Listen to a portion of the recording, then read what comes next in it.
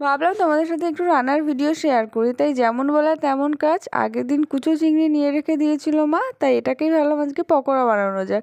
প্রথমে এখানে কুচো চিংড়িটাকে একটা পাত্রে ঢেলে নিয়েছি, দিয়ে এর মধ্যে আদা বাটা, রসুন বাটা, পেঁয়াজ কুচি, লঙ্কা কুচি, নুন, হলুদ, লঙ্কার গুঁড়ো, ধনে গুঁড়ো, জিরে গুঁড়ো, গরম মশলা গুঁড়ো, 2 চামচ বেসন আর 1 চামচ কর্নফ্লাওয়ার দিয়ে ভালো করে মেখে নেব। আর ঢেকে রাখার আগে একটু তেল দিয়ে দেবো যাতে লেগে না যায়, দিয়ে 10 মিনিটের জন্য রেখে দেবো। এরপরে গ্যাস অন করে কড়াইতে তেল বসিয়ে দেবো। তেল গরম হলে একে একে চিংড়ির পকোড়াগুলোকে ছেড়ে দেবো। আমি যেরকম আমি একটু বড় বড় করে ভেজেছিলাম, একটু তাড়াহুড়ো ছিল তাই।